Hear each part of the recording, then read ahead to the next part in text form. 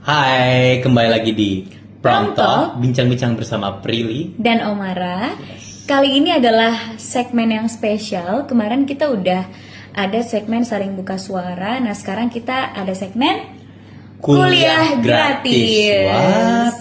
Jadi aku sama Omara ini kan kita kuliahnya itu beda jurusan. Yes. Karena kita beda jurusan, jadi kadang itu kalau berdiskusi kita suka tukeran ilmu. Betul. Kayak misalnya aku kan jurusannya public relation dan skripsi aku waktu itu soal MPR atau marketing public relation, dan kebetulan juga aku kerjanya sebagai CMO. Jadi aku kadang suka ngasih tahu Omara bagaimana kalau kita mau membuat strategi marketing, dan Omara juga suka ngajarin aku soal Filsafat. nah. Walaupun aku juga ngambil psikologi. Iya, jadi Omara juga ngambil filsafat dan psikologi. Jadi aku kadang juga suka nanya-nanya ke dia soal psikologi dan filsafat. Betul.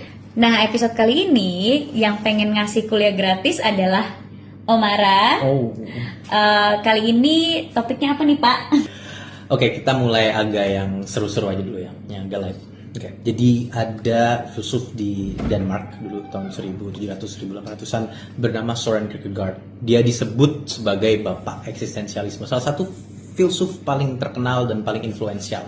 Dia nulis mengenai three stages of life. Three stages of life itu terdiri dari the aesthetic, terus yang kedua the ethical, dan yang ketiga the religious, atau tahap estetika, tahap etika, dan terakhir tahap religius atau tahap spiritual.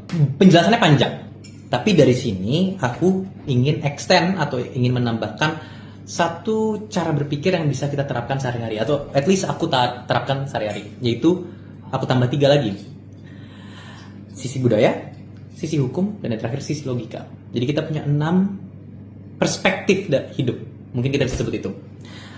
Jadi begini, yang pertama tahap estetika atau sisi estetika, sisi etika, sisi spiritual, sisi logika, sisi budaya, dan sisi hukum. Bagaimana sih kita bisa membeda-bedakan ini? Sebenarnya gampang, dengan cara berpikirnya atau dengan cara kosakatanya. Kenapa aku bilang kosakata? Karena begini, ketika kita di tahap estetika atau ketika kita di perspektif estetika, yang kita sebutkan itu antara satu hal itu cantik atau jelek. Contoh, kita melihat lukisan, itu kita cara memikirnya cantik atau jelek. Oke? Tahap etika itu soal baik atau jahat. Suatu perbuatan itu baik atau jahat, gitu. Oke? Yang ketiga adalah soal spiritual. Biasanya kalau spiritual tuh lebih kompleks, tapi bisa kita simpulkan dengan dosa, pahala, atau karma buruk, karma baik, dan apapun yang mirip dengan itu. Oke? Kalau sisi hukum itu simple, legal atau ilegal, ya kan? Sesuai hukum atau melanggar hukum. Ya. Kalau sisi budaya itu biasanya sopan atau tidak sopan, ataupun elok atau tidak elok. Itu kosakata yang terlibat dalam menganalisa satu hal yang dari sisi budaya. Dan yang terakhir logika. Logika itu simple, benar atau salah. Jadi gini contohnya. Kita lihat soalnya itu, atau satu kasusnya itu hanya mengenai 2 tambah 2 sama dengan 5. Itu salah, ya kan? Ya salah. Tapi jahat nggak? Enggak. Dosa nggak 2 tambah 2 sama dengan 5? Enggak. Mungkin tidak, ya kan? Apakah itu tidak sopan bilang 2 tambah 2 sama 5? Ya enggak ada hubungannya dengan kesopanan atau keelokan. Apakah itu ilegal? Enggak juga, ya kan? Berarti itu strictly, atau itu hanya khusus untuk logika, gitu. Ya. Ketika kita ngomong budaya, ini menarik. Banyak perseteruan atau banyak orang tuh berantem gara-gara hal-hal yang sebenarnya dalam ranah budaya. Ya. Kenapa ini menarik? Karena terkadang ketika orang itu berantem atau orang udah mulai panas, itu nyambung tuh semua tuh. Wah, dosa ngelakuin ini, itu udah jadi ranah. Jadi contoh, aku tiba-tiba oper satu hal kepada kamu dengan tangan kiri. Ya. Ya, sedangkan di sekitaran kita tangan yang disebut lebih baik atau untuk ngoper ke orang adalah tangan kanan gitu. Apakah ketika aku ngoper ke kamu tangan kiri itu satu hal yang jahat? Belum tentu. Kalau aku sih enggak. Enggak jahat, karena aku tidak menyakiti atau menjahati kamu gitu. Iya, dan aku bukan tipe orang yang masalah kalau orang ngasih sesuatu pakai tangan kiri. Walaupun karena aku udah biasa dengan budaya itu, kalau aku ngasih pakai tangan kiri, aku tuh pasti minta maaf ya tangan kiri. Gitu. Betul. Tapi apakah itu ilegal? Enggak. Ada nggak di undang-undang barang siapa yang memberi satu hal dengan tangan kiri maka akan dihukum pidana. Enggak kan? Tidak ada gitu. Kita ngasih sanksi seakan-akan itu adalah hal ilegal, atau ngasih sanksi seakan-akan dia itu jahat, menjati orang. Padahal kan kadang itu cuma ya tidak sesuai budaya kita. Dan ngomong-ngomong budaya, lagi dan lagi budaya kan berbeda-beda gitu.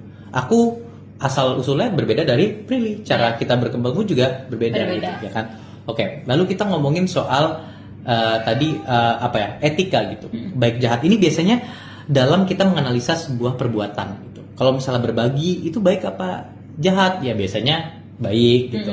Kalau aku menampar orang ya itu satu hal yang jahat. Nah, ngomong-ngomong soal nampar, perbuatan etika itu kadang kompleks gara-gara suka dia melibatkan banyak sudut pandang. Contoh tadi kita ngomong nampar orang. Nampar orang itu satu hal yang dianggap jahat. Tapi apakah dosa? Mungkin, ya kan? Dosa juga. Tapi apakah itu ilegal? Iya, menyakiti orang itu satu perbuatan yang ilegal. Apakah itu satu hal yang cantik? Tidak, ya kan? Nah, ngomong-ngomong tadi estetika mungkin kita bahas sedikit. Ketika kita melihat tadi kan kita ngomong soal lukisan. Ketika kamu tidak suka lukisan itu, sedangkan aku suka lukisan itu, aku berhak nggak bilang, ih kamu jahat banget sih bilang lukisan itu jelek? Enggak dong, karena kan itu estetika selera. Selera, betul. Jadi gini, ranah-ranah dalam perspektif hidup ini sangat penting karena ketika kita keliru dalam menganalisa satu hal, yang ada kita ngejudge orang tanpa basis. Benar. Kita bilang dia jahat, kenapa dia jahat? Ya karena dia melakukan apa gitu. Contoh tadi tangan kiri gitu. Hal itu kan sebenarnya mungkin bukannya salah dalam melakukan itu, tapi mungkin kurang bijak ketika kita berteriak terhadap satu orang, kita sudah ngejudge, kita sudah ngejulitin orang, tapi analisa kita terhadap orang itu salah. Dan perlu diingat juga setiap orang itu tumbuh dengan budaya yang beda-beda. Beda-beda, gitu. Betul. Mungkin juga satu hal lagi, kenapa ini penting? Karena ketika kita menilai satu kejadian peristiwa, ya kan kita kadang suka baca berita atau kita ngeliat di sosial media apa yang terjadi, kadang tuh akan lebih enak atau akan lebih mungkin bijak kalau bisa dibilang ketika kita menganalisa hal tersebut tuh kayak, oh yang dia lakukan ini tidak sesuai hukum, dan bukan yang dia lakukan ini adalah hal yang jahat dan dosa, nggak gitu. Karena mungkin cukup kalau misalnya perbuatannya contoh melanggar lampu merah ketika jalanan kosong, itu kan tidak menyakiti orang siapapun, itu terserah pemikiran orang dosa apa enggak, itu kan beda-beda. Tapi kan yang pasti itu ilegal, gitu. Atau ada orang salah rumus matematika, itu udah jelas salah secara matematika. Tapi bukan berarti itu ilegal atau dosa. Jadi perlu kita cermati lagi kira-kira nih dalam perspektif apa kita menganalisa satu kejadian gitu sih. Iya, jadi sebelum kita menganalisa orang, ya kita harus tahu basisnya apa gitu kan. Jangan asal ngecap aja. Jangan asal melabeli orang lain. Kurang lebih begitu. Oke, jadi hari ini tema kuliahnya kalau misalnya dirangkum itu tadi ada 3 stages of life dari Kierkegaard, tapi kita bisa extend ke 6 gitu, sesuai dengan kehidupan sehari-hari juga ya.